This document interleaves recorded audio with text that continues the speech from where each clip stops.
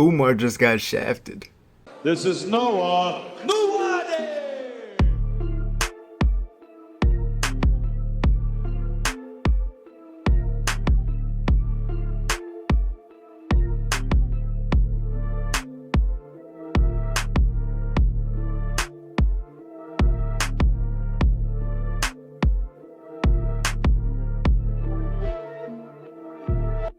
Alright, what's up guys and welcome back to the channel. You're watching Nwadei MMA, where I give you my thoughts, but more importantly ask for you guys' thoughts, because you guys are the MMA community and I enjoy conversating with you guys, hearing your thoughts and messaging back in the comments. So as you watch along this video, be sure to drop your thoughts down below about everything we got going on today.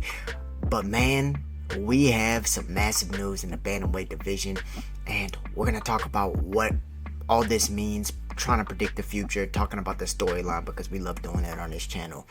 But first, I just wanted to let you guys know that if you haven't already went and checked out my past video, I talked about Alex Pereira after his UFC 307 win against Khalil Roundtree, his GOAT status, so to speak, and when he may be back, or when we'll see him again, or how long he'll reign as champion. But since that video, we've been hearing that if it was up to him, Alex Pereira would be returning in December. So let me know what you guys think about that. I don't think he's gonna get any kind of heavyweight fight, even though he's been talking about it. I think that even though John Jones is seemingly begging for an Alex Pereira fight if he can get through Stipe, Tom Aspinall is gonna fight John Jones next. But let me know your guys' thoughts on that. And now let's go ahead and get into the video. So guys, thank you for tuning in and subscribing to the channel. Welcome to the Nwadei MMA family. Oh, hold on. There we go. I knew something was missing. Okay. Now today we're going to talk about the bantamweight division. We're going to talk about Umar Nurmagomedov. Umar Nurmagomedov, let's just backtrack, right? A few months ago, let's give it like 6 months ago. Nobody is wanting to fight Umar Nurmagomedov, given his last name, given his wrestling ability, his grappling, his striking capabilities, and the team who's behind him. Nobody wants to give him a shot. Nobody wants in the top 15 wants to fight him, and he's fighting guys like Raoni Barcelos, who's a good veteran in the UFC. He's fighting other guys who started giving him some tough times, but none of the top 15 guys wanted to fight him because of his stature, right?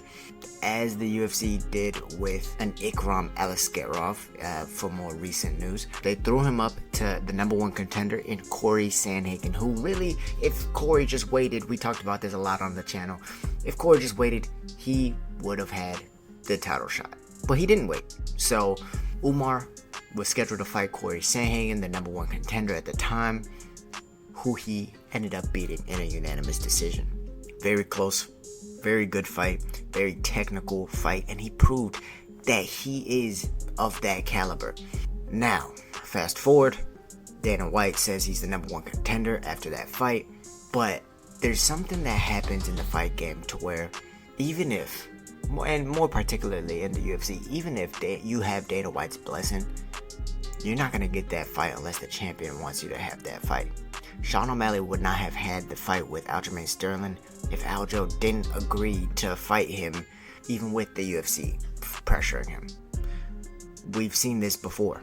We've seen Kamaru Usman take the supposed money fight against Jorge Masvidal when there was maybe some other people who deserved it a little bit more.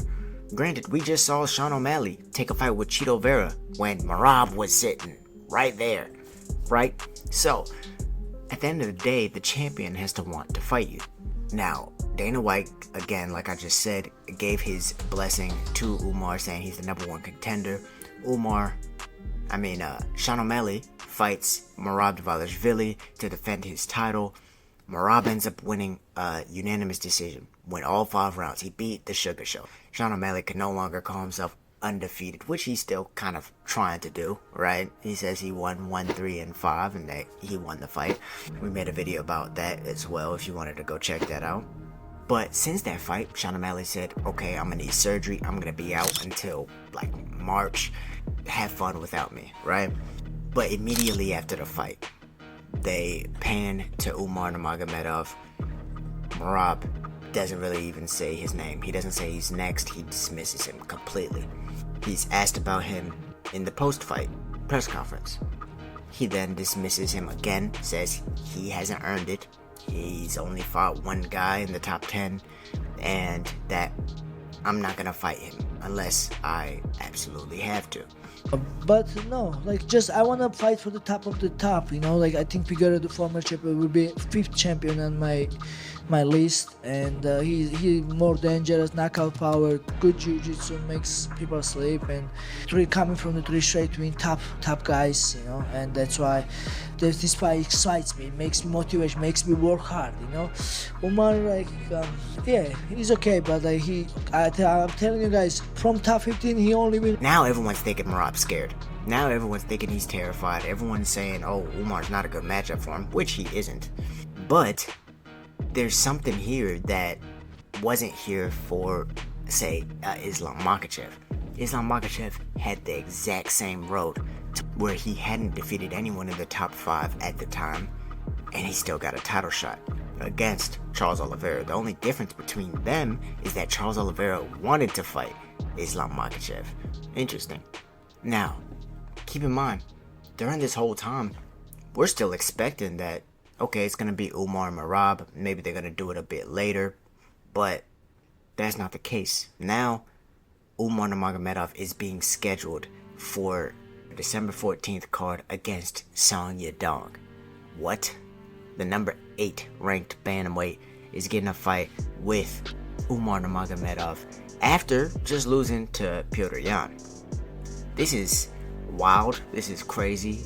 I'm surprised Umar's even taking this fight, considering he was promised another guy. But one thing this shows is the championship mentality of Umar. He's a absolute savage, and it proves that it's not like he was ducking anybody. He was getting thrown into the title picture because nobody else wanted to fight him.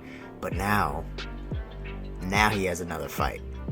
Do y'all think he's getting shafted with this? Do y'all think that he's getting screwed? Because if you think about it, it seemed like he just had a title shot right there, and now, because the champion doesn't want to fight him, doesn't think he's deserving, he no longer has one. And what it does open up is the rematch for Sean O'Malley and Merab to happen in March, when Sean O'Malley can return. Now, personally, I like the storyline here. You know, I'm a fan of Umar, I am, but there's something here that is just absolutely hilarious. Sean O'Malley is one of the biggest trolls in the bantamweight division, and I mean, we have the whole undefeated spiel. He never lost to Cheeto. We have the whole just teasing Merab and Henry about their height and how ugly they're. Like, he's just entertaining, right?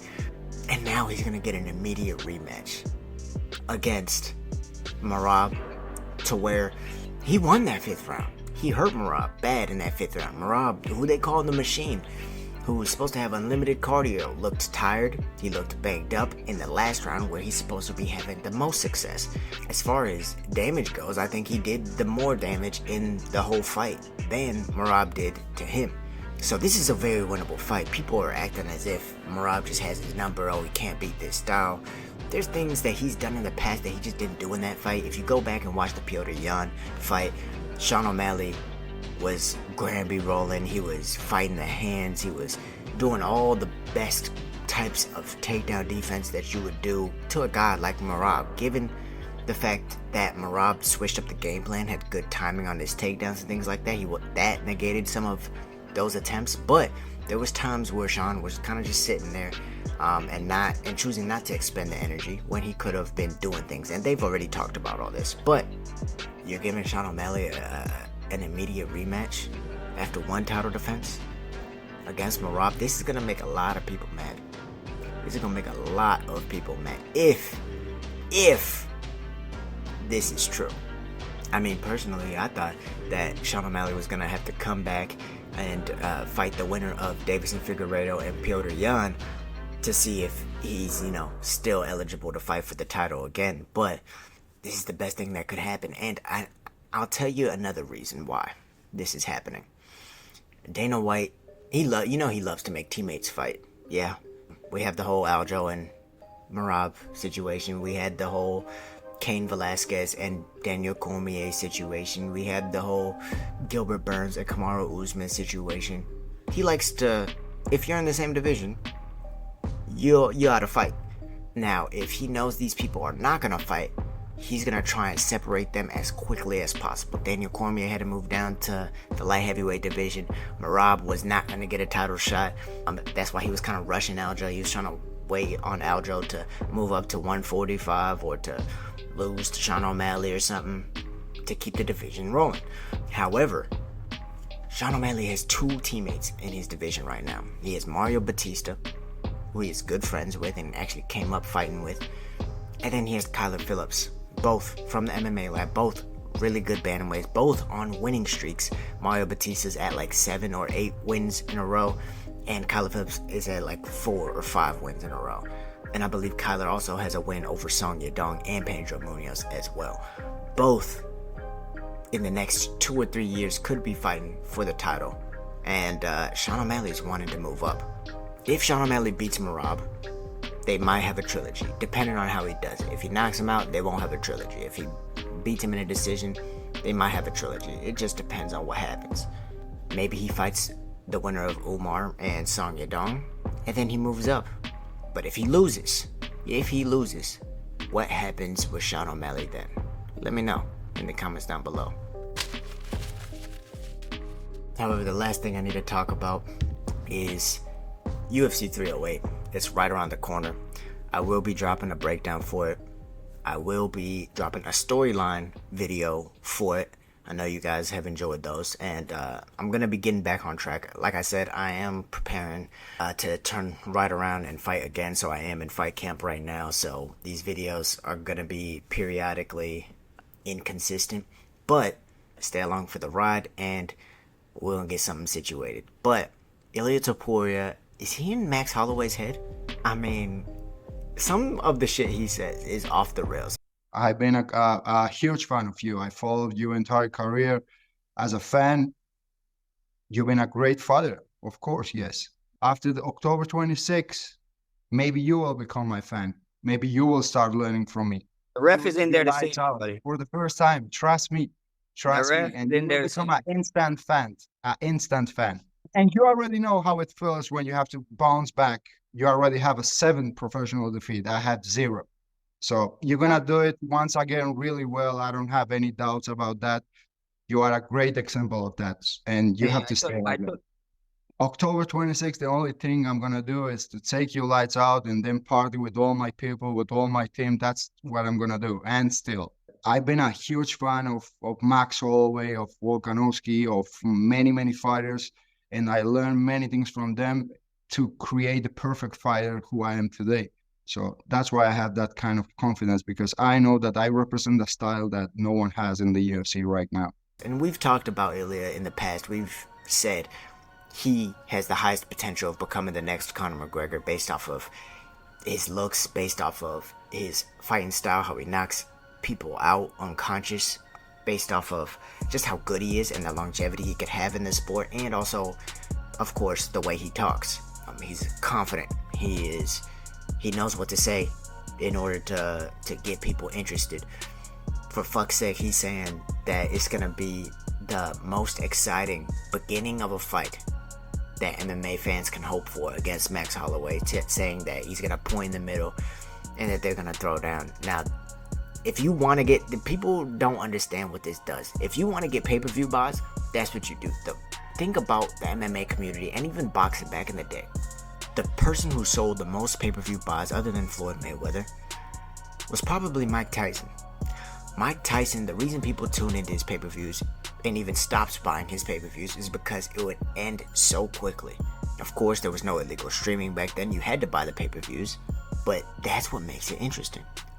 Nobody really streams Conor McGregor fights. I mean, they do, but you ought to buy the pay-per-view, because if it lags, you could miss it in a blink of an eye. Someone could be going to sleep, just like Aldo, just like Eddie Alvarez, just like Donald Cerrone. It happens like that. And now we're saying the same thing for Ilia Topuria, because it can happen just like that. And especially if he comes out and does what he says against Max Holloway, knocks him out in the first round. A guy who hasn't even been dropped before. I mean, like rocked and dropped. What the hell do we do then? If Ilia Topuria wins this fight, how big can he really be? We'll end off with that. Let me know in the comments down below. Stay tuned for the next couple of videos. We're going to be talking about UFC 308 a bunch this upcoming week. And we're also going to be tuning into this Francis Ngannou fight that's going on right now. So stay tuned. Thank you guys for watching. Like, comment, subscribe. Y'all stay safe, stay blessed. I'm out. Peace.